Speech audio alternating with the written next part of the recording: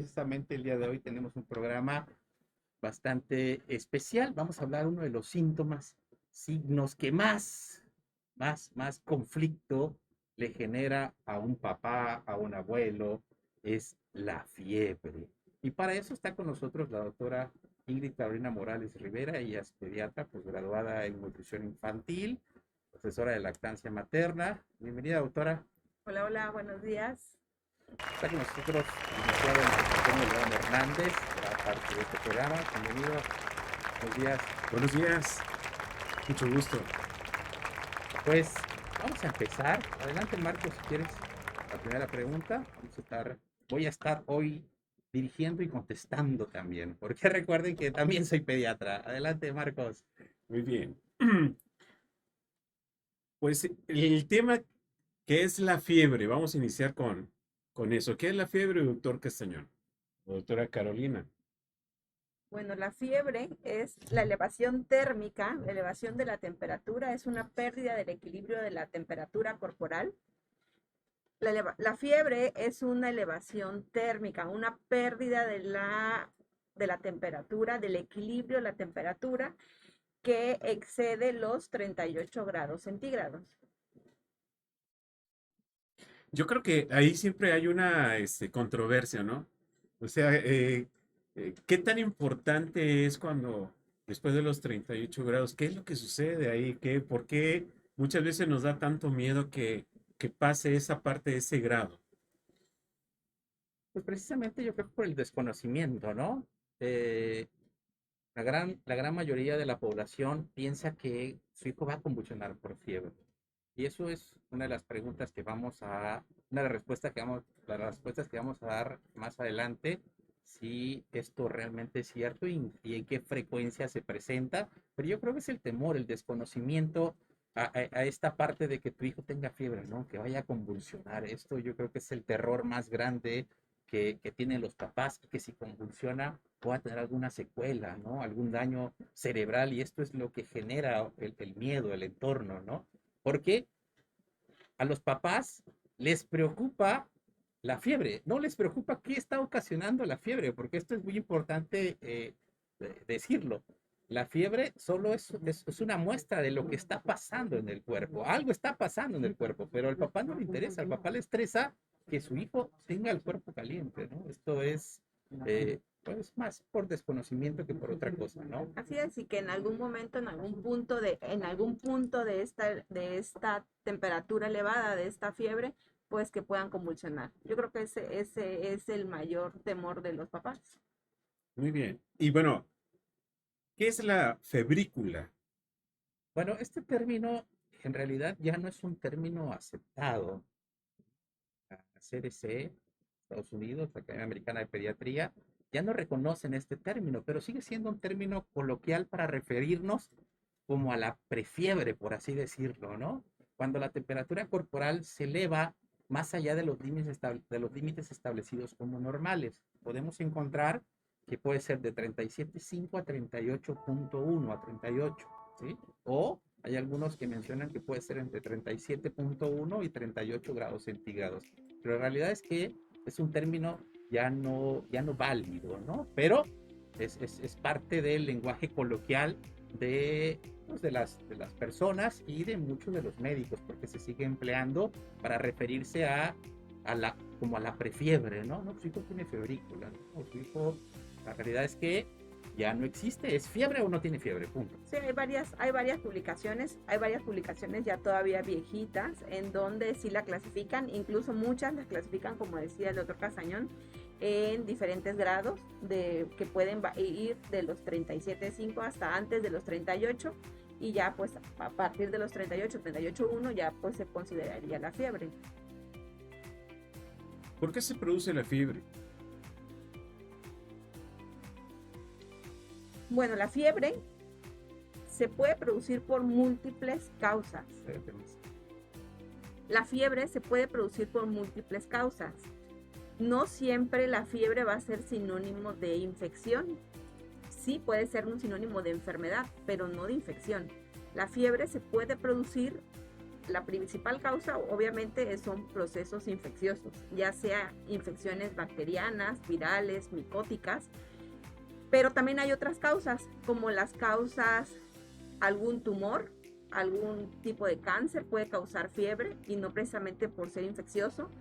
Algunas enfermedades inmunológicas también pueden, por ejemplo, el lupus puede causar fiebre, y la administración de algunos medicamentos también pueden ocasionar fiebre. Otra causa también que pudiera ser común en niños pequeños es la vacunación. Algunas vacunas pueden ocasionar fiebre también. Podemos decir aquí que nosotros tenemos un centro termorregulador, un termostato, algo que hace que nuestra temperatura corporal se incremente o baje de acuerdo a las condiciones. Normalmente sucede, por ejemplo, ahorita que hace mucho calor, nuestro cuerpo abre los poros, suda para tratar de enfriar nuestro cuerpo. Eso se autorregula en el hipotálamo, una parte que tenemos en el cerebro. Generalmente, cuando nosotros, como bien decía la doctora, la causa número 1 de fiebre es una invasión de algún microorganismo, llámese virus, bacteria, parásito u hongos. Estos microorganismos normalmente no se sienten cómodos después de 37 grados centígrados. Entonces nuestro cuerpo, desde la genética, ha detectado esto y eso hace que se incremente la temperatura corporal. Es decir, la fiebre no la está ocasionando el virus, la bacteria, el parásito o el hongo. La fiebre la está desencadenando mi cuerpo para defenderse de ese microorganismo. Es decir, nuestro cuerpo es un kamikaze. Me muero y te mueres conmigo, no voy a dejar que te reproduzcas. Y es lo que hacemos con los alimentos. Nosotros hervimos el agua, cocemos los alimentos para incrementar el calor y matar cualquier bacteria que pueda traer el alimento. Lo mismo pasa, el cuerpo lo replica. Como sabe que arriba de 37 grados centígrados no se sienten cómodos estos microorganismos, lo que hace es incrementar la temperatura corporal para contrarrestar el proceso infeccioso. Por eso es que de ahí muchas de las recomendaciones, no me dejará mentir la doctora Ingrid, la Academia Americana de Pediatría, la Academia Europea de Pediatría, la Academia Canadiense de Pediatría recomiendan no dar medicamentos para la fiebre, al menos que ésta sea igual o mayor a 37.3 grados centígrados. ¿Por qué? Imaginemos que nuestro cuerpo es un país y este país está siendo invadido por agentes externos, ¿no? Por otro ejército. Mi cuerpo se va a defender. E imaginemos que nuestro primer batallón de infantería que nos defiende de cualquier invasor es un batallón de lanzallamas. Entonces mi cuerpo está lanzando fuego, pirógeno se llama, para contrarrestar al invasor. Y entonces si yo vengo y le doy medicamento para la fiebre, le estoy cerrando al gas del fuego que está lanzando mi ejército para defenderme. En consecuencia, estoy disminuyendo mi capacidad de fuerza de mi sistema de defensa y el invasor para protegerlo. Puede avanzar, puede minimizar mi protección y avanzar y hacer más grande el proceso inflamatorio o el proceso infeccioso. Es por eso que la recomendación sería no pasar de esta temperatura corporal y dar medicamentos para que dejemos que la respuesta de mi cuerpo sea mayor. Entonces, ¿qué pasa? Hipotálamo, mi cuerpo está tratando de ayudar al sistema inmunológico de mi cuerpo, incrementando la temperatura para que estos microorganismos no se reproduzcan. Yo creo que esa parte es importante porque una de las situaciones que más miedo nos dan como papás es precisamente pues que le suceda algo a nuestro hijo, ¿no? Pero a final de cuentas el enfoque siempre se lo damos, luego de manera particular, que la fiebre pues yo la considero como algo no sano en el cuerpo. Entonces yo creo que desde ahí pues no es sano darle ese enfoque porque a final de cuentas también mandas una información a la mente y al cuerpo de que algo, que la fiebre es algo pues negativo, ¿no? Y ahorita como lo están compartiendo, pues es necesario para que pues podamos sobrevivir, ¿no? Es un indicativo, sería entonces. Claro, o sea, siempre hay que estar asesorados de tu médico, de tu pediatra, porque lo importante es que es el conocimiento. O sea, tú como papá tú tendrías que saber que la fiebre no es algo malo en tu cuerpo. La fiebre te está ayudando para contrarrestar el proceso probablemente infeccioso que tienes en él. Porque yo creo que históricamente, yo creo que así se ha manejado y se han hecho un sinnúmero de, de cosas para poder bajar la fiebre, pero entonces tenemos que enfrentar el miedo a la fiebre, sería, ¿no? Sería un tema también, ¿no? Sí, yo creo que esa es la parte importante y el mensaje, ¿no? La Sí. fiebre realmente puede no ser tan mala, ¿no? Obviamente hay que saber cuándo sí hay que correr y cuándo no hay que correr, eso es importantísimo, ¿no? Cuándo medicar y cuándo no medicar. Esa es la parte fina de la medicina, ¿no? Saber en qué momento sí y en qué momento no. Sí, pero bueno, aquí ya psicológicamente también entran otras situaciones. Por ejemplo, en la parte de la enfermedad, si no se lleva bien o no se toma una decisión correcta, pues a los papás nos genera estados de culpa. Entonces estos estados de culpa normalmente siempre nos van a estar llevando pues, a sentir vergüenza, a no preguntar, ¿no? A que si se vuelve a repetir, pues vuelve este miedo a que se pueda tomar una decisión pues no adecuada, ¿no? Muy bien. Entonces, la siguiente pregunta sería... Segundo.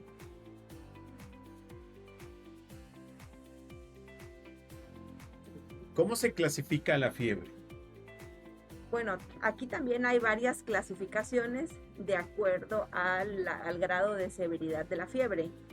Una de las clasificaciones, la que tomaba antes como febrícula, sería de 37.1 a 38 sería febrícula, arriba de 38 fiebre como tal, y arriba de 41 hay otras que lo clasifican como hiperpirexia, donde ese ya es todavía mucho más grave.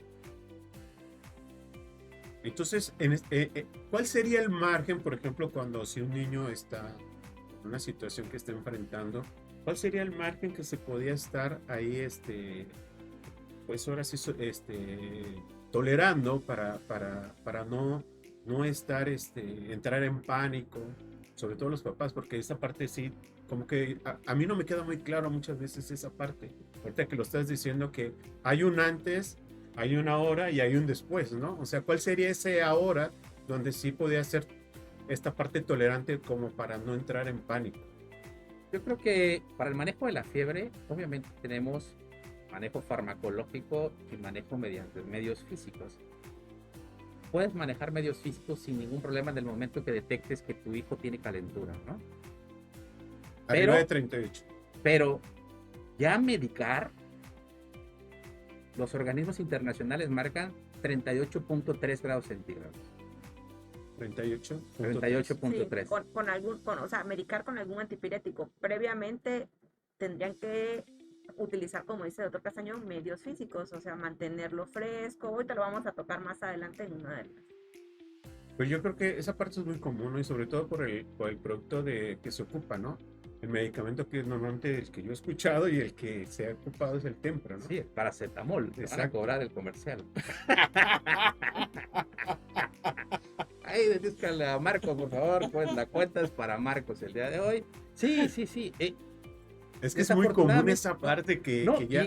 y fíjate, ahorita que estamos comentando y que te refieres, ¿cuál es la temperatura, no? Es común, y aquí está la doctora, es que mi hijo tiene fiebre, ¿no? Le di paracetamol. Ajá, ¿Y cuánto tuvo? 38, 36.8, ¿no? ajá, exacto. 37.1, o sea, 37. Exacto. Señora, pero eso no es fiebre. No, es que lo sentí calientito, ¿no? Ese es clásico, ¿no? Dar medicamento cuando no se requiere, ¿no? Es que esa parte de los padres es todo un tema en la parte del miedo, de verdad. El miedo a fallar como papás, pues nos lleva muchas veces a exagerar ciertas situaciones y sobre todo de tomar decisiones de una manera, pues con mucha ignorancia, ¿no? claro. Pero es como que es muy clásico esta parte de la fiebre, como que dale tantito esto o ponle esto. No, y cualquier receta, eso es lo increíble, ¿no? Sí. Todo el mundo se sabe las dosis. Pues, pero ya entrando en esta parte, pues yo creo que es de mucho riesgo, ¿no? No, y por ejemplo, hablando de paracetamol, que es el medicamento más empleado para el manejo de la fiebre, es un medicamento muy noble a dosis correctas. Pero a dosis incorrectas produce un daño al hígado impresionante. El resto de los medicamentos que no son paracetamol, bueno, por ejemplo, Ese causa daño renal, por ejemplo, el exceso en el uso de él. causa daño renal. Y si tú se lo estás dando a tu hijo porque tiene 36,8, 37, estás empezando a golpear ese riñón sin ninguna necesidad. Desafortunadamente, por ignorancia, ¿no? Digo, no están los papás obligados a saberlo, pero bueno, la información ya está a un clic de distancia o pues tienen a su médico de confianza para estos temas, ¿no? Muy bien. ¿Cuál es el mejor termómetro para medir la temperatura de nuestros hijos? Bueno, el mejor termómetro para medir la temperatura es el termómetro de mercurio. Sin embargo, el termómetro de mercurio es sumamente tóxico. Conocemos todos los daños que puede ocasionar el mercurio y entonces por eso ya está en desuso, no se debería de utilizar. Han salido nuevos termómetros que ahorita con el boom, con el problema de la pandemia, pues hubo un boom en los termómetros, un desabasto en termómetros y se crearon nuevos termómetros. Por ejemplo, hay un nuevo termómetro que está diseñado con galio. Este es una aleación de galio, de estaño e indio que en temperatura ambiente está en forma líquida y que también es muy, muy confiable. Prácticamente mide exactamente los grados como el termómetro de mercurio. Digo, también ahí está el termómetro, los termómetros digitales y los termómetros infrarrojos, que también son confiables. Sin embargo, su costo es mucho más elevado. Sí, es difícil. El más efectivo, podríamos decir, similar al de mercurio. El de mercurio, recordemos, es el que tiene la bolita, pues, color plateada, ¿no? En la punta, pero es un metal extremadamente tóxico. Al quebrarse, produce vapores que son tóxicos. Aparte, contamina el agua, contamina el ambiente. Por eso no debería de emplearse. Existe, en nuestro país está a libre venta todavía, ¿sí? Y por eso sacaron en otros países, como Europa, Estados Unidos, este de galio. Es igualito, igualito, igualito. Es un poco, aquel es amarillito, ¿no? Este es un poquito más grueso y trae la misma puntita, es igualito. Pero por practicidad, a lo mejor, pues el digital, el que se pone en la axila, ¿no? Muy exactos porque se utilizaban inicialmente en la industria los infrarrojos, ¿sí? Que hubo una campaña ahí de que no te lo pusieras porque te mata las neuronas, ¿no? La realidad es que no mata ninguna neurona y realmente si tú piensas que ese termómetro te daña las neuronas, muy seguramente ya las tiene dañadas, ¿no? Porque la realidad es que no pasa nada, ¿no? ¿Cómo funciona este termómetro? Todos irradiamos calor, todos, pero no lo vemos. Pero ¿cómo podemos ejemplificarlo? Pongan una olla, algo a cocer y acérquense y pongan la mano arriba de la tapa. Vamos a sentir calor. No lo vemos, pero se está irradiando calor. Recién apagan la estufa, acerquen la mano a la hornilla y la vamos a retirar porque hay calor, porque está irradiando calor, ¿sí? Hay irradiación, hay energía irradiando. Entonces estos termómetros están diseñados para medir esa irradiación mediante unos mecanismos que obviamente los desconocemos en su totalidad, logran transformar eso en una medición, ¿sí? Y eso se utilizaban anteriormente en la industria o se siguen utilizando en las industrias para medir tuberías, maquinarias y por eso son muy, muy exactos. Nada más que el costo pues es bastante elevado, ¿no? Estamos hablando que la mayoría de esos ya son 3 cifras, ¿no? De 1,000 pesos para arriba, a lo mejor muy, muy baratos estos chinos que duran un mes, a lo mejor 800, 700 pesos, pero ya los de calidad por arriba de los 1,000.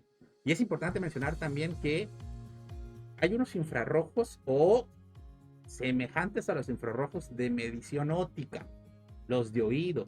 No sé qué encontró, doctora, pero son los menos confiables y son muy caros. Entonces, si tiene usted termómetro de oído, elimínelo porque no es confiable. Puede dar una variación hasta de 2 grados. Entonces, pues no nos ayuda en nada. Fíjate, 2 grados, ¿no? Sí, ahí es un riesgo, ¿no? Sí, tiene 38 y te marca 40, obviamente hay un abismo de diferencia. Claro, y yo creo que hablando de precios, pues yo creo que gastamos más en otras cosas, ¿no? Y creo que si vale la pena para nuestra salud pues tener algo confiable, pues yo creo que es importante invertir, ¿no? Sí, sí, definitivamente. Dicen que el dinero hay que saberlo invertir, ¿no? Si tú tienes un hijo y no tienes termómetro, lo que platicábamos en programas pasados, ¿no? El- hay que poner en nuestro baby showers Fíjate que sí, termómetro. exacto, exacto, Es sí. dentro de las cosas, ¿no? Curso de lactancia, que me paguen hay que poner eso También.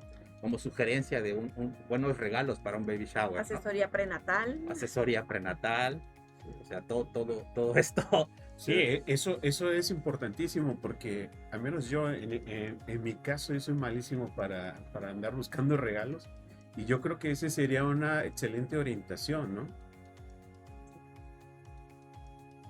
Muy bien. ¿Qué hacer si el niño tiene fiebre? Bueno, aquí vamos a irnos de menos a más de lo que debemos de hacer desde primera instancia. Si sabemos o ya lo sentimos calientito, por ejemplo, como dicen los papás, lo primero es tomar la temperatura. No podemos basarnos nunca en el tacto. Solamente, pues es que yo ya lo conozco, lo siento calientito. No se tiene que hacer eso. Se tiene que tomar la temperatura estrictamente. Segundo, hay que tomar la temperatura de manera correcta. Se tiene que tomar de acuerdo al termómetro que tenemos y de acuerdo a las características o las indicaciones de cada termómetro. Porque me ha tocado que tienen termómetros infrarrojos y le quieren tomar la temperatura en la frente, en la mano, en la espalda, en la pierna, y pues obviamente todas van a salir diferentes. Las van a tomar de 1 metro, de medio metro, pegadita al cuerpo. Cada termómetro tiene su indicación de cómo se debe tomar la temperatura. Y eso es importante cada vez que lo compren, ver qué dice su termómetro, ¿no? Entonces, si es un termómetro para frente, se tomará la temperatura en la frente y de acuerdo a esto vamos a ir normando conductas. Lo principal es mantenerlos bien hidratados. Muchos líquidos, mucha agua, si es posible pueden dar suero también. Los bebés que están siendo lactados, incrementar las tomas de la lactancia materna. Posteriormente, mantenerlos frescos, ¿sí? A veces el niño lo siente calientito, pero está fresco el ambiente y los abrigan todavía más. Hay que recordar que el cuerpo está trabajando para bajar esa temperatura. Tenemos que mantenerlos frescos, con ropa ligera y en un ambiente, en una habitación completamente ventilada y fresca. Siguiente paso. Si todavía no llega a un número en donde debamos dar antitérmico o medicamento, bueno, poner fomentos de agua fresca, de agua templada en la frente y o meter a bañar por unos 15, 20 minutos con agua fresca también o templada. Nunca tiene que ser con agua fría o con hielos como antes se acostumbraba, eso ya no se debe de hacer. Y posterior a eso, volver a tomar la temperatura. En caso de que siga o tenga elevación térmica, ya fiebre, bueno, se dará antipirético, pero siempre recomendado por su médico o por su pediatra. ¿Algo que quieras agregar? No, excelente. Fíjate que mantener fresco. sí. Este es un punto importantísimo, ¿no? Y ahorita que hacen unos calores infernales, mamita, si usted tiene un bebecito pequeño, debe saber que ese termostato del que yo hablaba al principio no funciona muy bien todavía en ellos, porque están inmaduros neurológicamente hablando. Ese cerebro no funciona bien. Si yo siempre le digo a los papás, si yo a usted en este momento que hace un calor infernal lo envuelvo en un cobertor de esos de león y lo pongo a media calle, va a empezar a sudar a chorros porque su cuerpo está tratando de refrescar, ¿no? Se abren los poros, el ritmo cardíaco se modifica, pero si yo a un bebé le pongo el mismo cobertor y lo pongo ahí, le va a dar fiebre, porque no tiene ese mecanismo de autorregulación. Entonces es importante esto que menciona la doctora, mantener a los bebés siempre frescos, a los niños con fiebre siempre frescos, que hacen todo lo contrario, los cubren, ¿no? Es que porque el niño tiene fiebre, tiene es. frío, entonces viene una colcha, otra colcha. Ajá, exacto. Yo creo que eso de dónde viene, o sea, ¿quién comparte ese tipo de cosas? Porque incluso hay personas que hasta tejen ropa para mantenerlos cubiertos de todo, de piel, hasta de cabeza. Y bueno, algo que yo les quería preguntar también era de que el- el calor corporal de un bebé es mayor al de un adulto en un estado normal.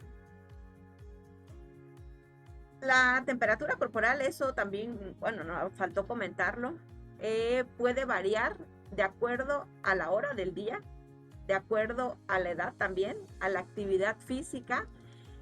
En mujeres varía también en los ciclos hormonales, o sea, sí puede variar un poco la temperatura, pero siempre va a estar dentro de los rangos normales.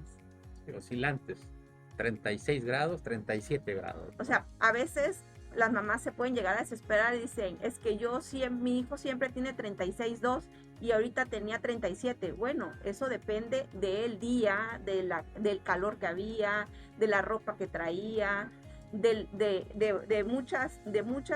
muchos factores influyen en el grado de la temperatura, en el rango que puede tener, pero está dentro de la normalidad y sí puede haber variaciones en el mismo día de persona a persona. Inclusive la zona geográfica tiene mucho que ver, ¿sí? Si yo estoy en un lugar frío, así estoy en un lugar con mucho calor, la temperatura corporal se va a modificar, ¿sí? No, entonces no siempre es estática. Y algo que pasa mucho con los papás es que les estresa mucho que el niño tenga la cabeza caliente. Es que tiene la cabeza caliente, ¿no? ¿Sí? Un recién nacido, un bebecito pequeño, un lactantito pequeño, la cabeza representa entre el 60 y el 65% de su superficie corporal. Entonces, más de la mitad del cuerpo es cabeza. En consecuencia, más de la mitad del calor va a estar concentrado en la cabeza. En consecuencia, la cabeza siempre va a estar más caliente que el resto del cuerpo. Sí, también en un proceso de fiebre ocurren en el cuerpo cambios, ¿sí? El cuerpo está trabajando para protegerse también. Entonces hay una redistribución del flujo sanguíneo. Por eso también dices que las manos están heladas. Sí, porque el cuerpo está trabajando, distribuyendo el flujo para mandarlo a otras áreas. Bueno, vamos a hacer un corte comercial. Son las 11 de la mañana con 30 minutos. Estás en tu programa Pregúntele a su médico a través de Redimida la Expresión en el 95.3 de FM. Un corte y regresamos. Muy bien. Entonces, regresando al tema, ¿la fiebre en recién nacido es sinónimo de infección? ¿No? Súper pregunta. Sí, y súper frecuente que suceda. Como ya vi antes del corte, el doctor Casañón ya había comentado que, el abrigar demasiado a los bebés que podía resultar en una elevación de la temperatura. Como también comentó previo al corte, los recién nacidos, su cerebro pues todavía está en desarrollo y el centro termorregulador, que está en el hipotálamo, todavía no está totalmente funcionando al 100% y por eso les cuesta un poquito más adaptarse a las temperaturas. Un bebé puede llegar a tener fiebre, a subirla tanto, ir subiendo la temperatura paulatinamente que llega a fiebre, únicamente con el hecho de que el papá lo abrigue o la mamá lo abriguen demasiado, ¿sí? Si hace calor ahorita como estamos en estas temperaturas de Minatitlán, y el bebé, bueno, acaba de nacer, está pequeñito, entonces pues le ponen el gorrito, La le ponen chambrita. los guantes Sí, para los no, como si pies, estuviéramos en el Polo Polo Norte. Norte. y aparte lo envuelven en otra sabanita para hacerlo tacos. No, y aparte el calor corporal de la persona, ¿no? Exacto, entonces esto obviamente gradualmente va a subir la temperatura porque él no puede, sus mecanismos para compensarlo todavía no están bien, entonces él va a subir su temperatura. Y al contrario también, si está muy frío y está el clima súper congelado y el bebé está con muy poca ropa, sin nada de ropa, lo acaban de bañar, también si no se abriga o se pone ropa, puede ir descendiendo la temperatura siempre hacia los extremos, ¿no? Siempre hay que mantenerlo en una temperatura pues neutral. Si nosotros tenemos calor, el bebé también va a tener calor. Si nosotros tenemos frío, pues el bebé igual. Otra causa, yéndonos a que no siempre es sinónimo de infección el que el bebé tenga fiebre, sería la poca ingesta de líquidos. Un bebé que no está bien hidratado puede presentar algo que se llama fiebre por sed y puede ocasionar elevación de la temperatura. Aquí es importante aclarar que no es necesario agregar ningún tipo de líquidos. Estamos hablando de bebés menores de 6 meses. Lactancia materna exclusiva o en su defecto si están tomando fórmula, lo único que habrá que vigilar es la cantidad de ingesta que tiene, ¿sí? Incrementar, como decía hace rato la doctora, las tomas, que el bebé tome más, y quien tiene que estar bien hidratada sería mamá, ¿sí? Entonces no es necesario complementar, porque esto les estresa mucho, es una pregunta clásica, el agua, ahorita que hace calor, se hace mucho calor, ¿no? ¿Cómo no va a tomar agua? Se va a deshidratar, no, no es necesario. El 85% de la leche es agua, el 80% es agua, ¿sí? Agua está tomando, ¿sí? Solo se tiene que incrementar la frecuencia en la que se consume esta parte, ¿no? Sí, como bien comenta la doctora, esto es clásico, ¿eh? Esto es súper clásico. Llegan los papás, vivimos en una zona pues muy calurosa, ¿no? Llegan los papás en bermuda a la consulta, con sus chanclas, y el bebé, ¿no? Como si fuera esquimal, ¿no? Chambritas, mameluco, ropa abajo. Yo les digo, bueno, ¿les perdió el clima o qué? O sea, usted va directo a la playa, pero él lo lleva directo a Alaska o a dónde, ¿no? Tenemos que ser muy justos con los bebés. Si yo tengo calor, el bebé tiene calor y la ropa debe ser casi similar. Sí, pero yo creo que esta parte, frente a este tipo de creencias, pues es fuerte, ¿no? Porque yo te lo comentaba hace rato, en la experiencia como papá, eh, en esta parte del miedo que es hacerse responsable de un hijo en todo su desarrollo, más en esa parte que da mucho miedo porque al menos yo experimentaba una fragilidad enorme de sentir a mi hijo cargarlo o cambiarlo y de repente llevarlo al consultorio y ahí yo veía que pues el médico luego lo desnudaba y ya ves que normalmente los consultorios siempre pues tienen la parte de la temperatura pues con el clima lo que da, ¿no? Al menos el doctor Castañón.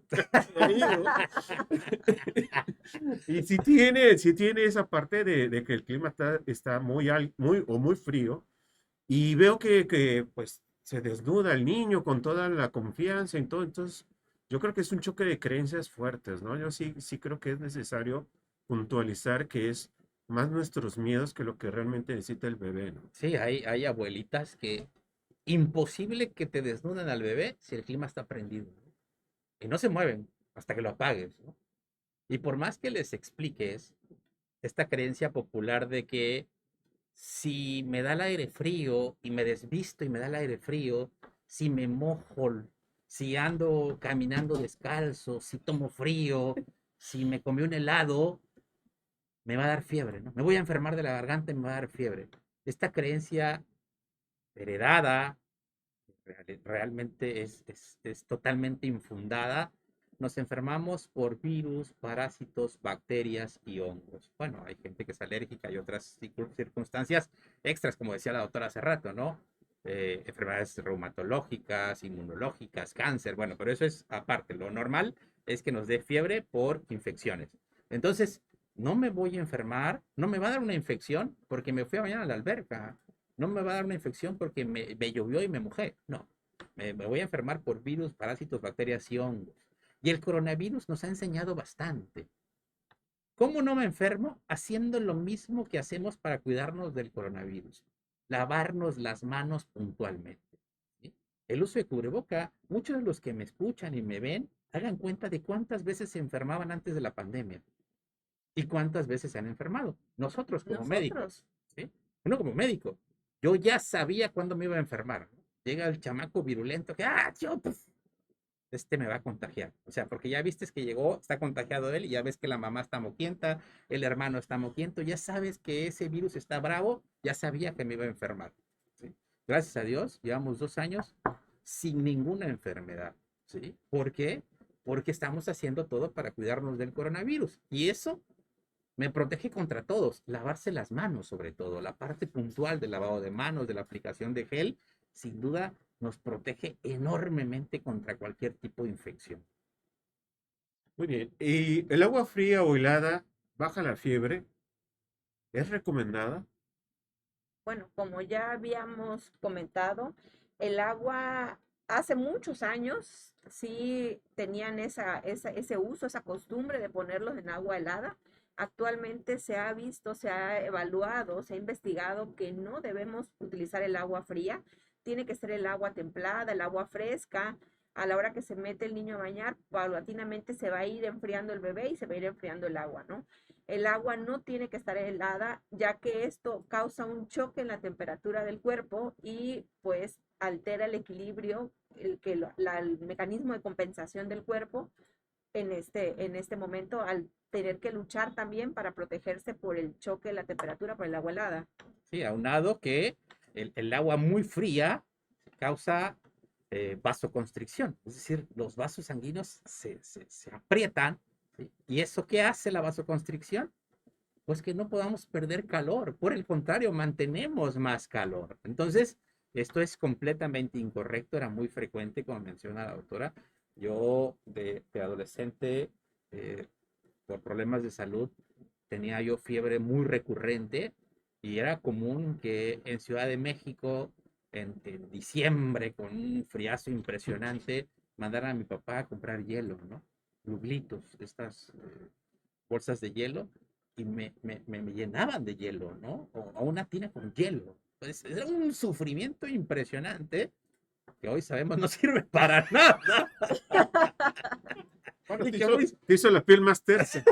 y que muy seguramente, pues no me quitó la fiebre, ¿no? Y si se me quitó era por la medicación o por otra cosa, ¿no? Porque sabemos en la actualidad que no. Inclusive, este choque grande puede hacer que tengamos mucho más escalofríos de los normales, ¿no? Esta tembladera que cuesta trabajo a veces controlar cuando tenemos fiebre, ¿no? Entonces, no, para nada, es mera física. Si yo tengo 38 grados y el agua está a 36, pues hay 2 grados de diferencia.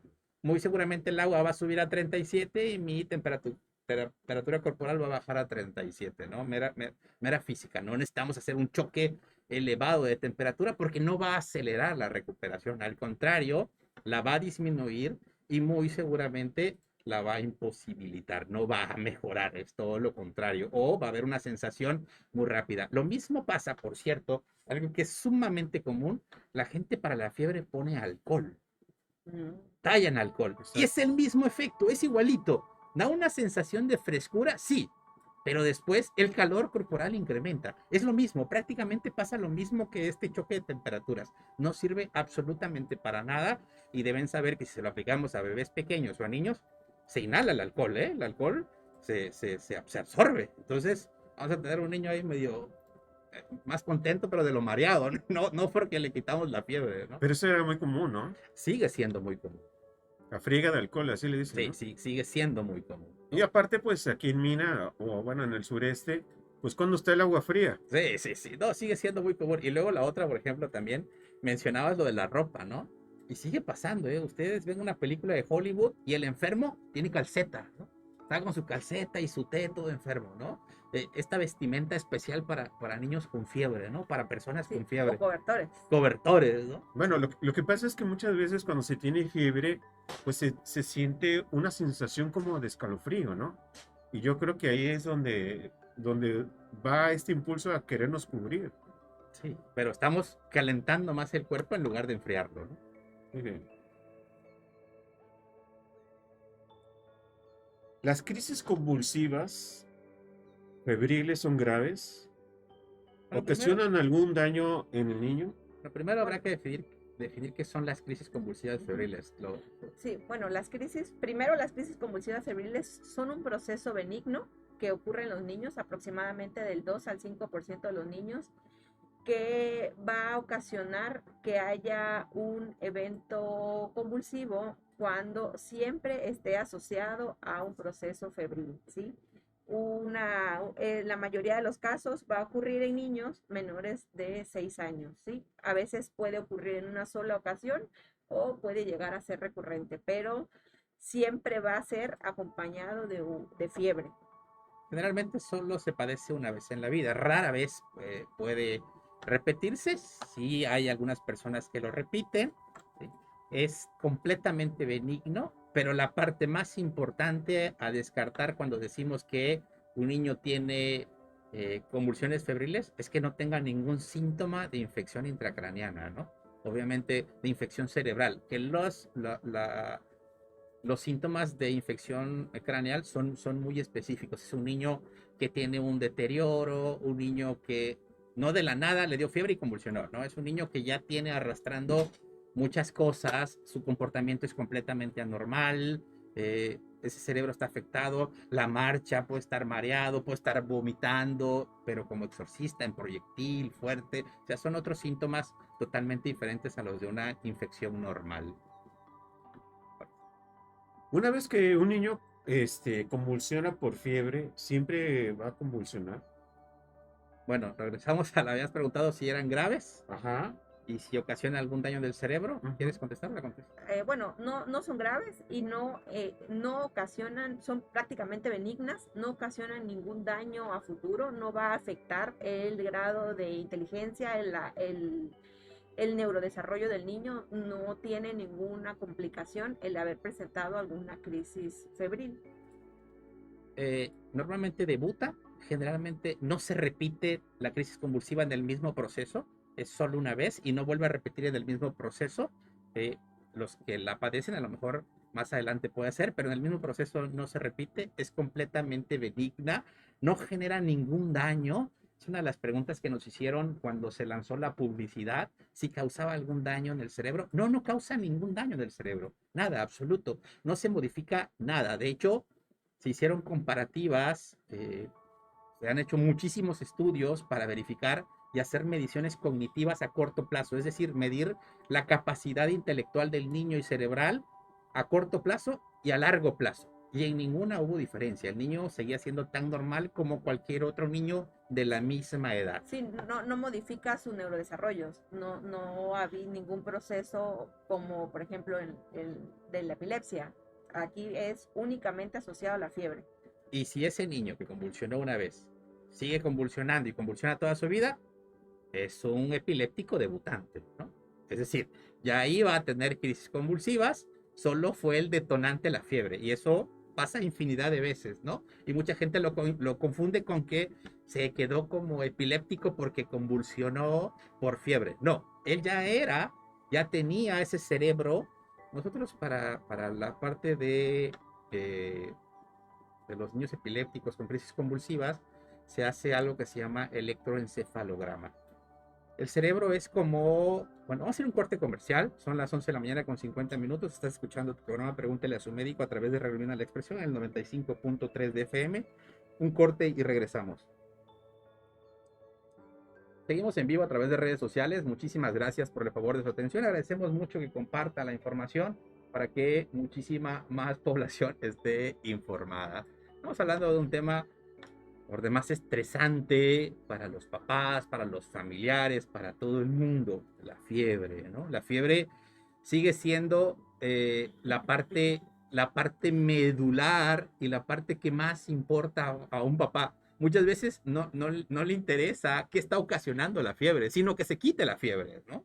A veces le decimos, a ver, espérense, la fiebre, tenemos un proceso infeccioso, hay que esperar, la fiebre va a tardar X tiempo, sí, pero es que no se le quita. Sí, la fiebre es un proceso. Todos los procesos inflamatorios, infecciosos, normalmente, eh, generalmente son virales. Ahorita vamos a hablar un poquito más adelante, a lo mejor de un poquito de estadística. Son virales, no son bacterianos, pero aún si fuesen bacterianos y damos el tratamiento adecuado, con tratamiento adecuado, la fiebre va a tardar 72 horas en promedio en quitarse. Entonces, el hecho de que la fiebre sea persistente 24 horas, 48 horas, no significa que el tratamiento no esté haciendo el efecto deseado.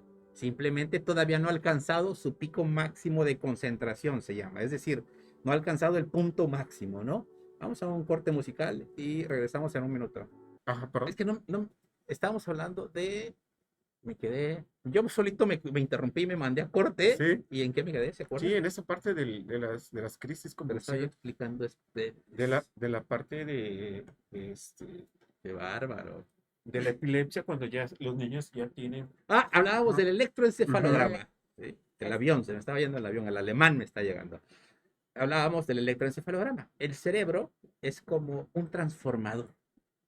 Tiene cables de alta tensión, de mediana tensión, de baja tensión. ¿Qué hace el electroencefalograma? Medir que esos cables no tengan un cortocircuito.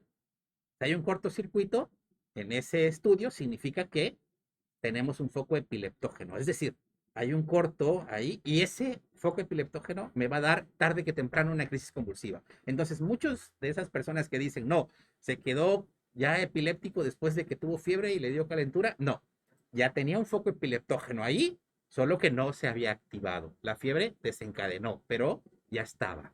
Sí, yo creo que es impresionante ver pues a nuestros hijos en ese tipo de situaciones de crisis, ¿no? Cuando empiezan a convulsionar. Y es muy impresionante, pero creo que es muy sano saber que es parte de un proceso que están viviendo, ¿no? Mencionabas, doctora, si quiere contestarlo, si una vez que el niño convulsiona por fiebre, siempre convulsionará. Hablar un poquito de la Ajá. estadística. Bueno, no siempre, a veces solamente el primer episodio ocurre en un 33% y ya no se vuelve a repetir. Hay algunas ocasiones en donde hasta el 75% de los procesos de las crisis convulsivas ocurren en el primer año de vida. Es mucho más frecuente que ocurra en el primer año. Sin embargo, puede pasar los primeros 6 años. Puede llegar a ocurrir un episodio hasta en un 9% del 9% de los niños que tuvieron que vuelvan a tener otros episodios, ¿no? Siempre va a haber un antecedente de que haya tenido una crisis febril en el primer año de vida para que pudiera llegar a presentar algún otro episodio y también que haya antecedentes familiares de crisis convulsivas febriles. Es decir, que 1 de cada 3 niños puede presentar crisis convulsiva febril. Y de este 1 de cada 3, el 9% puede repetir más de una vez una crisis convulsiva. Realmente la estadística no es de repetición, no es tan considerada, no es tan alta. A diferencia del niño que presenta fiebre por crisis convulsiva febril, es 1 de cada 3, pues sí, sí es considerable el número. Pero generalmente la presentan solamente una vez en la vida. Sí la pueden llegar a presentar, o sea, hay niños que no, que se salen de la estadística, obviamente, y Claro. que en el primer evento pueden tener unas crisis febriles simples, por ejemplo, que en el la presentan una vez y en ese mismo periodo de fiebre no lo vuelven a presentar. Sin embargo, sí hay otros niños que pueden llegar a tenerlas complejas y que se pueden repetir durante ese mismo, en 24 horas se pueden volver a presentar una crisis febril siempre y cuando no se haya podido controlar la temperatura y tengan fiebre, ¿no? Y fíjate que tocando este tema en esta parte de las convulsiones, por ejemplo, en la parte emocional es muy común que cuando se siente alguna emoción no se deje salir, porque tenemos mucho miedo precisamente de entrar en este tipo de crisis. Y se le explica al paciente que precisamente es la crisis que se tiene que vivir y es la que normalmente estamos evitando. Entonces, cuando hay una persona en una crisis de miedo, pues precisamente la gente entra en pánico porque el cuerpo entra en una situación donde se tiene que restablecer y se tienen que estar pasando este tipo de sensaciones que no son nada agradables, pero que son necesarias. Entonces, este miedo a sentir siempre nos va a llevar a eso, ¿no? Y más viéndolo con los hijos. Pero bueno, Claro, perdón. perdón, y Ujú. siempre hay que hablar con los papás, o sea, los papás siempre tienen que estar asesorados por su médico o por su pediatra, ¿sí? Tienen que saber qué va a pasar, qué van a hacer, saber que el proceso que están viviendo en el momento en el que se desencadena la crisis febril no es algo que le pueda ocasionar alguna complicación, no son eventos que duren mucho tiempo, no, generalmente no van a durar más de 15 minutos, entonces lo que ellos primero tienen que hacerse es tranquilizarse, ¿no? Tienen que estar serenos ante un evento como tal y pues después apoyar al bebé, o sea, apoyarlo, consolarlo, porque pues el bebé va a estar febril, va a tener llanto, va a tener miedo y entonces pues consolar a su bebé y pues acudir pues con el pediatra. Muy bien. ¿Fiebre es sinónimo de antibióticos? No, no, para nada, para nada. Esta creo que es la parte con la que más batallamos todos los días, ¿sí? Más del 90% de las infecciones que tienen los niños durante los 2 a 3 primeros años de vida son virales. Es decir, si su bebé se enferma 10 veces en los 3 primeros años de vida, a lo mucho una vez debería tomar antibiótico. Desafortunadamente, Es raro encontrar un niño de 3 años que no haya recibido ya 2 o 3 o 4 ciclos de antibióticos. No, no es sinónimo. Es sinónimo de que tengo un proceso inflamatorio, de que mi cuerpo se está defendiendo contra algo. Y si mi hijo es menor de 5 años, es menor, mucho más si es menor de 3 años, la estadística dice que solo el 10% tiene fiebre. Y este, Requiere antibiótico. requiere antibiótico, perdón. Eh, Esto es increíble, ¿no? Y cuando tengo la oportunidad de dar charlas con médicos familiares, generales, cuando platicamos sobre el uso y el abuso de antibióticos, ¿no? Es increíble, pero el problema es que no solo son médicos generales y médicos familiares, sino son colegas, especialistas, subespecialistas, dando antibióticos que son bombazos, ¿no? Para un proceso viral. Y por eso tenemos tanta resistencia a los antibióticos.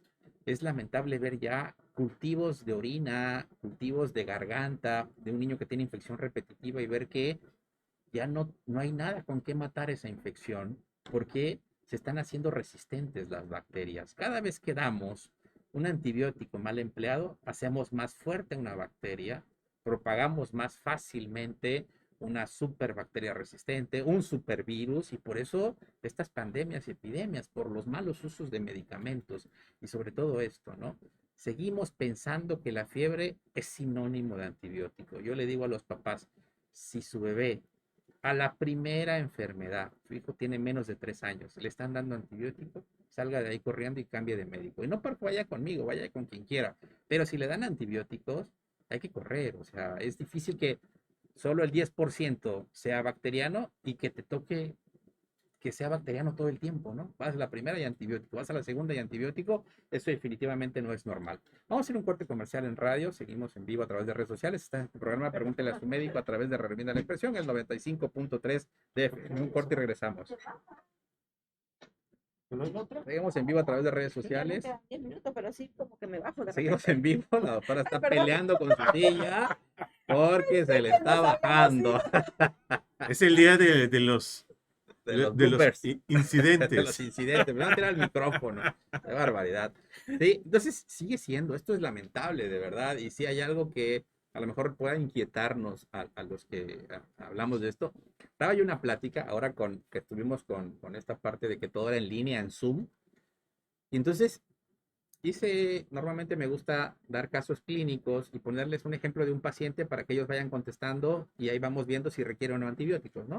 O sea, afortunadamente la mayoría siempre se va a que requiere antibióticos. Entonces, ese día les dije, yo creo que ustedes dicen, pues el doctor viene y se para aquí, ¿no? Y dice no den antibióticos. Pero cuando le llega al paciente con fiebre, seguramente da antibiótico, porque no es lo mismo hablar que ya tener al toro de frente. Y le digo, miren, aprovechando que estamos en Zoom, les voy a compartir mi expediente electrónico. Y conecté ahí en la transmisión y puse mi expediente electrónico. Y digo, dígame un nombre de antibiótico, ¿no? No, ceftriaxona, ¿no? Y les puse la búsqueda a 5 años, ¿no? Y pum, le pongo ceftriaxona en 5 años. Aparecieron 2 recetas de ceftriaxona en 5 años. Dígame otro número. No, pues ampicilina, penicilina, amoxicilina, ¿sí? El antibiótico que quieran, ¿no? Y entonces se dieron cuenta que es una realidad, no es una mentira. Hay que ser congruente lo que dices con lo que haces, ¿no? No receto antibióticos. ¿Por qué? Porque no son necesarios. Bueno, sí receto cuando son necesarios. Claro, cuando porque, se requieren. porque fíjate eso, te vuelves famoso. Estamos de regreso, vamos a un corte musical. Y entonces, fuera del aire decíamos que esta parte del uso incorrecto de los antibióticos sigue siendo muy común. No, señores, tener fiebre no es sinónimo de antibióticos. Hay que tener mucho cuidado, sobre todo si tenemos niños menores de 5 años. Pero en niños menores de 3 años es casi imposible que se requiera de antibióticos. Claro, y bueno, a propósito de esto, en la semana compartí en mi página una publicación de que pues no al uso irracional de antibióticos, ¿no? Los cuadros virales no se tratan con antibiótico y es sorprendente pues lo que las personas piensan, la desinformación que La gripe, tienen, ¿no? exacto. Entonces, como en la misma publicación los puntos de vista de las personas en donde me dicen, no, pues entonces ya no los llevamos con el doctor y solo les damos paracetamol. O sea, es parte de la información, o sea, Sí, te estoy diciendo que no requiere antibiótico, pero tenemos que identificar la causa y para saberla tiene que revisarlo un médico, tiene que revisarlo el pediatra. Otras también que dicen, bueno, una noche con diarrea y al otro día ya le estás dando el antibiótico. Bueno, esa es parte de lo que comentaba el doctor Casañón, ¿no? No están asesorados adecuadamente o en el crecimiento que han ido con su bebé, con su niño, niña, no han y no se han ido preparando o se han ido capacitando para poder entender para qué estamos, ¿no? Para qué está el pediatra, para qué hay que hidratar a los niños, para qué hay que controlar la temperatura, de todo lo que estamos hablando en este momento. Sí, y otra cosa importante es también saber que el hecho de que sea viral tampoco significa que siempre sea benigno, ¿no? O sea, el coronavirus es un virus, ¿no? El VIH es un virus. Entonces tenemos muchos virus que también son agresivos, que no nada más son tan sencillos y ya ahí se va, ¿no? Entonces es importante por eso la visita al médico, ¿no? Y al médico de confianza, no que vayan con la doctora Ingrid, que vayan conmigo, con su médico de cabecera de confianza, ¿no? Sí, pero yo creo que también lo que es importante es que cuando ya se trata de la salud, sea el síntoma que sea, pues tienen que ir al médico. O sea antibiótico o no, hay que ir al médico. O sea, si es necesario nada más el paracetamol, hay que ir al médico. Yo creo que se ha hecho muy común esta parte de la autorreceta, ¿no? No, y hasta los memes, ¿no? Los memes médicos son paracetamol para todos, ¿no? Paracetamol, paracetamol, paracetamol. Pues digo, si no amerita absolutamente nada, pues no. Si amerita, pues se le da. Decía también que se vuelve de repente uno, pues las recomendaciones van de boca en boca, ¿no? Y no falta el que llega contigo porque dicen, doctor, es que fíjese que mis hijos siempre han recibido mucho antibiótico, vengo con usted porque dicen que no da antibióticos. No, sí doy antibiótico, cuando lo amerita, ¿no? Y si es intramuscular inyectado y lo amerita, pues se le da. Y si requiere 14 piquetes, serán 14 piquetes, ¿no? Entonces, pero eso es diferente a estar dándole antibiótico cada vez que un niño tenga fiebre, ¿no? ¿Cuál es la diferencia entre la parte viral y la parte de la... ¿Cómo? ¿Cómo? Que me acordé porque de repente esta parte de la conversación, de la facilidad de la comunicación en WhatsApp, hace que haya muchos comentarios eh, no normales, ¿no? Muy irrespetuosos a veces, disminuyendo o desvalorando tu profesión, tus estudios, ¿no? Y creyendo que todo es tan sencillo o que uno lo hace porque quiere ser millonario, tengo muchos pacientes, ¿no? Obviamente es una necesidad económica, es mi trabajo, ¿no? Así como tú eres psicólogo, así como Ernesto viene aquí a las cámaras y obviamente es su parte económica, es lo que tiene que ganar el que vende tacos, el que volea. O sea, todos Claro. tenemos un trabajo y ese es tu trabajo. Y esto es muy casual que te hagan la pregunta, ¿no? Pues dígame entonces cómo diferencio cuando es virus y cuando es bacteria para no estar viniendo ni molestarlo a cada rato, ¿no? Pues estudiando medicina, ¿no? Para empezar. Y si es un niño, pues después hacer la especialidad en pediatría. Es difícil conocer el punto fino de cuándo dar y cuándo no dar. Yo siempre le digo a los médicos, compañeros generales, familiares, si tenemos dudas, ojo, siempre hay que ser muy honestos, ¿eh? Tener dudas. Yo no sé diferenciar, no tengo la capacidad fina para decir esta garganta es viral, esta garganta es bacteriana.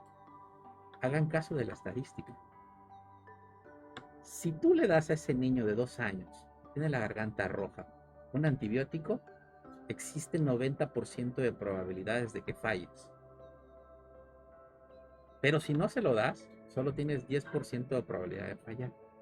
Y sé honesto, señor, fíjese que la garganta está roja, pero en este momento no se alcanza a diferenciar si es un virus o una bacteria. Por estadística, parece virus. Y vamos a darle paracetamol, vamos a hidratarlo. Lo veo en 72 horas. O cualquier cosa, comuníquese conmigo.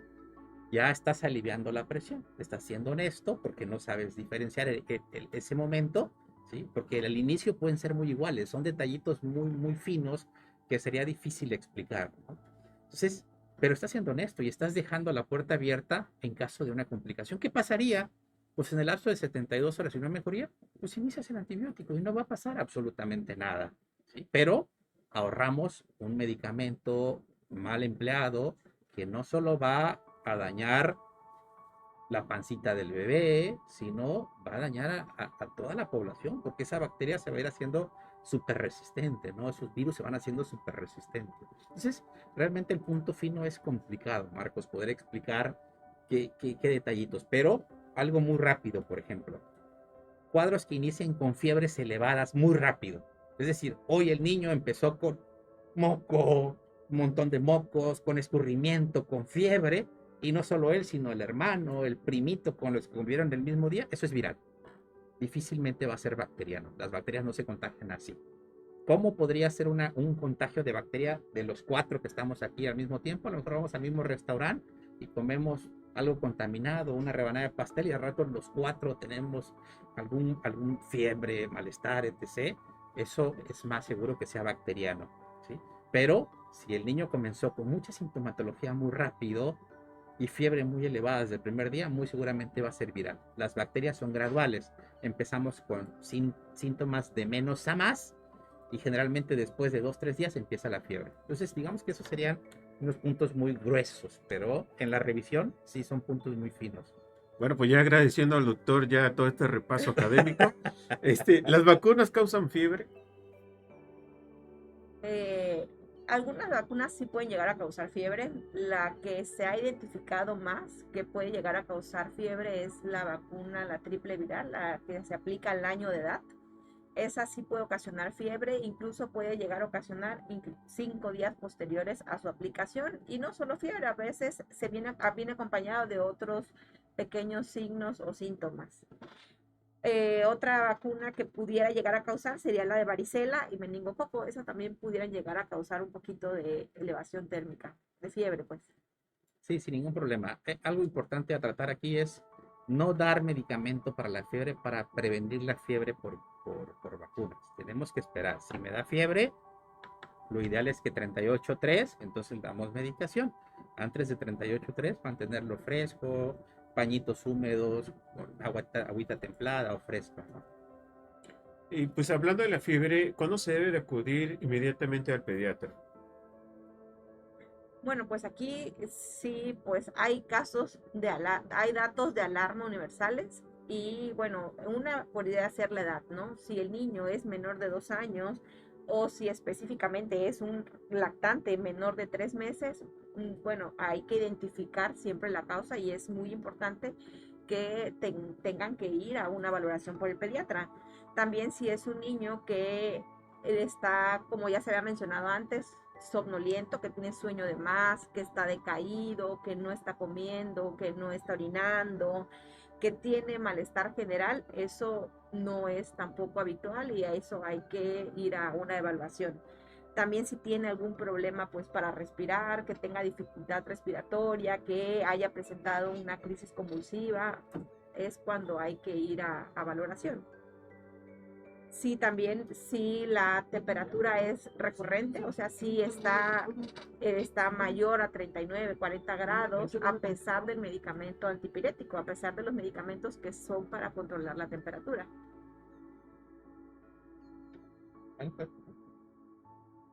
Adelante. Estamos aquí, ya el doctor está en el chat. Perdón, estaba viendo que tenemos ya bueno, algunas preguntas de nuestro amable auditorio. Si no hay, ya no hay más preguntas de las que teníamos preparadas, vamos a leer algunas preguntas. ¿Te las tienes? Si quieres, Marcos, adelante. Bueno, la parte esta de hay niños que con 38 convulsionan y qué daños graves pueden llegar a ver si no se actúa en el momento. Bueno, ya le dimos respuesta a esa pregunta. No existe ningún daño. ¿Qué tenemos que hacer en el momento? Proteger que nuestro hijo, nuestro bebé no se golpee nada más. No intenten por nada del mundo hacer la maniobra del pato Zambrano, abrir la boca y meterle algo para que no se muerdan. Les pueden volar un dedo, de verdad. Han ocurrido inmensidad de accidentes en niños que tienen dientes, pueden morderlos, arrancarles un dedo, arrancarles una uña de una mordida. No, no hagan eso. No se hace absolutamente nada, solo se protege al menor para que no se golpee. La crisis convulsiva generalmente simple, no dura más allá de 15 minutos y el bebé va a estar tan normal como siempre y no va a volver a repetirse. Ya lo platicamos a lo largo del programa. Hay otra pregunta, bueno, la de las que me aparecen, porque a veces no aparecen Sí, todas. yo lo que estoy checando. Dice que hace tiempo escuchó de algún colega que al contrario de lo que se cree, que el tomar frío beneficia cuando se está enfermo en la garganta. ¿Es cierto o falso? Bueno, genera bienestar, genera sensación de mejoría, sí. Recordemos que si usted se golpea para el chichón o para algo, se pone usted frío o calor. Entonces, obviamente, eso va a disminuir el proceso inflamatorio. Digo, si es un proceso infeccioso, no lo va a quitar, pero definitivamente va a haber sensación de mejoría porque ayuda a desinflamar la parte inflamada. Sí, y hay que recordar nuevamente que el tomar, el consumir frío no va a desencadenar un proceso infeccioso, ¿sí? Como ya se había dicho, el tomar el agua fría, hielo, está en un ambiente frío, no va a condicionar que haya algún proceso de infección en el cuerpo. Siempre van a ser virus, bacterias, hongos, parásitos los que nos van a determinar un proceso infeccioso. Dice Reyes Monse, ¿por qué la fiebre puede aparecer si el médico afirma no haber ninguna infección interna ni externa en el niño? ¿Y qué se debe hacer en estos casos? Bueno, cuando la fiebre inicia, muchas veces no hay sintomatología. Esto no significa que no haya absolutamente nada. Seguramente hay una infección interna que no alcanzamos a ver a simple vista. Y muchas de las veces debemos recordar que nuestro sistema inmunológico genera la fiebre para defenderse. Muchas veces gana nuestro sistema inmunológico y nunca nos enteramos porque no nos dio síntomas. Pero eso significa que sí hay un proceso, que no lo detectemos. Obviamente si hacemos estudios, ¿sí?, de reacción en cadena de polimerasa y cosas así por el estilo en un niño que tiene fiebre, vamos a ver qué virus es, qué bacteria es, qué hongo es, pero vamos a gastar mínimo unos 14,000 pesos solo para saber, ¿no? Y esto va a suceder también mucho con los lactantes, con los bebés que están alimentados al seno materno, pues que a lo mejor pueden cursar con un momento de elevación térmica, a lo mejor un pico febril un día y ya no presenta nada. Obviamente, ¿qué lo ayudó? Pues la lechita materna, ¿no? Las inmunoglobulinas que pasan a través de la leche materna y que lo van a proteger y que pues ya no se va a enfermar. Un punto importante, cuando un bebé está enfermo por circunstancias de la naturaleza, la cantidad de células de defensa de la leche materna incrementa. Por ahí pueden encontrar algunas fotos donde la leche es un poquito más amarilla cuando el bebé está enfermo. Todo significa que tiene mayor cantidad de inmunoglobulinas. Entonces, es un medicamento antiinflamatorio, antibiótico, antiviral natural. El mejor. ¿Cuál es la diferencia entre el ibuprofeno, el paracetamol, la nomelubrina? ¿Y cómo saber cuál administrar antes de ir al doctor? Mercy Persábal. Mercy Persábal, un saludo. Bueno, a diferencia, pues las composiciones son completamente diferentes de los medicamentos, ¿no? Respecto a efecto antipirético, potencial antipirético, ¿cuál sería más potente de los tres que menciona? El metamizol, para no decir la marca. Y ibuprofeno y paracetamol comparten el mismo efecto antipirético, es decir, son igualitos, ninguno es más potente que otro, solo que el ibuprofeno actúa más rápido y tiene un poder antiinflamatorio más grande que el paracetamol, pero para quitar la fiebre tienen la misma potencia. El metamizol es mucho más potente que los primeros dos, ¿sí? ¿Cuál es el adecuado? El que le recomiende su médico.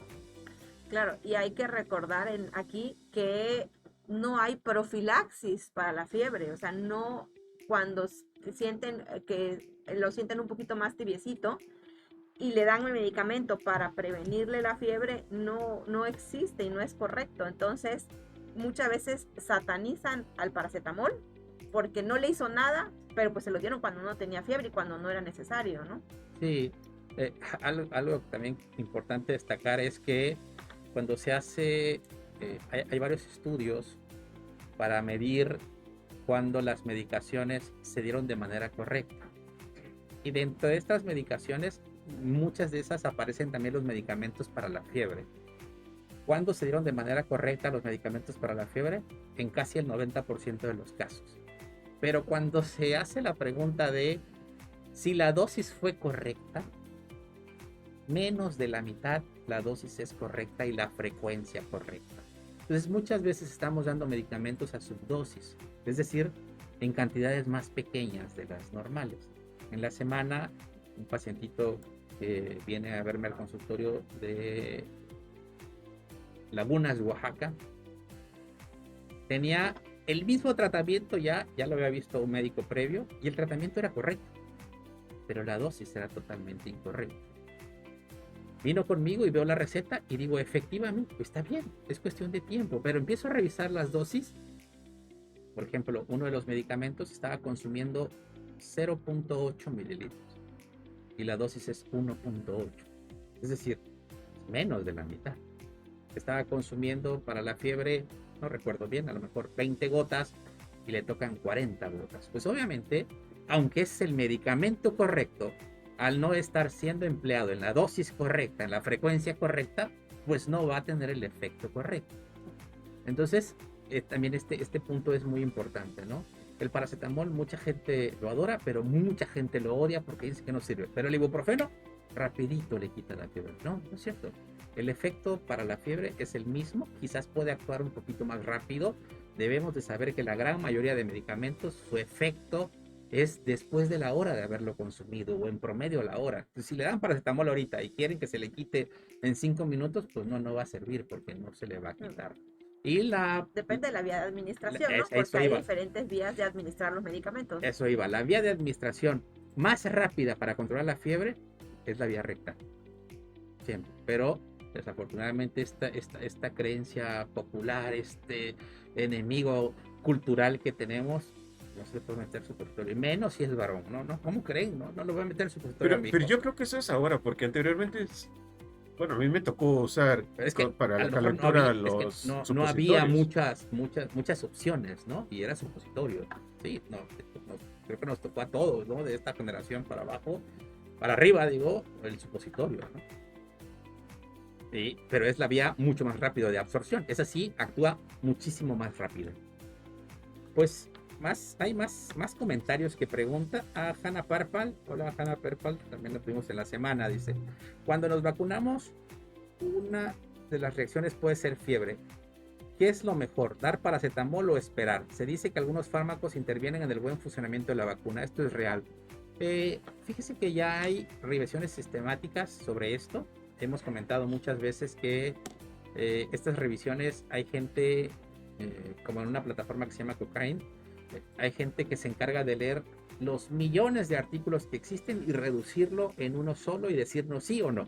La conclusión es que no hay ninguna interferencia con el efecto vacunal, pero se sugiere lo mismo, dar medicamento para la fiebre solo si esta es igual o mayor a 38.3, no de manera profiláctica, solo si la fiebre se presenta de manera real, y se tiene que dar, lo ideal siempre será paracetamol. ¿Por qué paracetamol? Porque recordemos que el resto de los antiinflamatorios no esteroideos, que a los que pertenece el ibuprofeno, el diclofenaco, el naproxen, generan problemas en el riñón si los damos consecutivamente, ¿sí? Y los riñones, pues hay que cuidarlos mucho, ¿no? Ella misma, ¿no? Pregunta, y lo que estábamos comentando hace rato, que por qué en algunos niños son muy agresivos las calenturas y por qué en otros son con menos frecuencia. El hecho de tener mucha calentura no es sinónimo Mucha de tener enfermedad. mucha infección. Esa es la primera parte a la que tenemos que concluir. No porque tenga mucha calentura, a él se suba a 40, significa que tenga más enfermedad que otros. Pero sí tiene un sistema inmunológico que reacciona mejor, por así decirlo. Es decir, en lugar de mandar 1000 soldados lanzallama, este manda 5000, ¿no? ¿Sí? Y es tan fuerte que es un kamikaze japonés. Te mueres, bacteria, aunque yo tenga 40 de temperatura, pero te mueres, ¿no? Entonces, significa que ese sistema inmunológico es más combatiente, entre comillas, por así decirlo, ¿no? Digo, la efectividad de los sistemas inmunológicos prácticamente es la misma, pero este es como más aferrado, manda más soldados, por eso calienta más. No significa que tenga más enfermedad o menos enfermedad. Bueno, pues hay muchos comentarios y lanzamos una encuesta sobre si alguna vez usaste antibióticos antes de consultar al doctor. 50 personas que siguieron, 3 se fueron honestas y nos dijeron que sí han usado algún medicamento antes de asistir al doctor, antibióticos en específico. Parte de esto ha mejorado un poquito porque ya no se vende el antibiótico. Desafortunadamente vas a cualquier farmacia y te lo dan. Sí, hay farmacias donde no te cobran la consulta y te dan las recetas sin ningún problema. Pues, doctora Ingrid, ¿algo más que desea agregar para despedirnos? Bueno, nada, únicamente comentar que tienen que acercarse a su médico, ¿sí? Siempre tienen que guardar la calma y tienen que hacer todas las medidas para pues controlar la temperatura antes de dar un medicamento. Siempre mantenerlos bien hidratados es un punto clave del manejo de los niños. Hay una última pregunta por ahí. Si la fiebre se puede prevenir. No se puede prevenir. No se puede prevenir. Obviamente podemos prevenir que nuestros hijos se enfermen. Sí podemos prevenir que nuestros hijos se enfermen. ¿Cómo? Naciendo por parto, dando lactancia materna exclusiva, aplicando todas las vacunas que mi bebé necesite, hacer tiempo de granja, es decir, antes del año de edad empezar a convivir con la naturaleza, con animales. Todo esto va a generar un niño mucho más sano. Entonces esa sería la única manera de prevenir que mi hijo sea enfermizo. Bueno, y evitar lo que nos trajo la pandemia, ¿no? O sea, evitar situaciones de riesgo en donde hay personas enfermas, donde si tu mamá, tu niño está enfermo y dices, pues no me importa, me voy a la piñata, obviamente ese niño va a contagiar a los demás niños, ¿no? Uno tiene que tener claro cómo podemos prevenir y cuidar a todas las personas, ¿no? Si el niño está enfermo, pues no sales. Claro, y hábitos nocivos como el tabaquismo, ¿no? Bueno, Marco, ¿algo más que deseas agregar para despedirnos? No, pues muchas gracias. La verdad que aprendiendo aquí de todo lo que comparten y sobre todo creando la parte de la responsabilidad, pues que nos toca a los papás y sobre todo sostenernos en situaciones donde ya el mismo niño pues tiene que se pasar por un proceso y respetar que no podemos automedicarnos y acudir al doctor. Bueno, pues muchísimas gracias por el favor de su atención. Felicitamos a todas las mamitas. En el transcurso de la semana será el Día de las Madres, el 10 de mayo. Un abrazote a todas. Muchísima salud para todas. Un besote y un abrazote para mi mamá en especial, para mi abuelita, mi suegra. Saludote, besotes. Nos vemos. Adiós.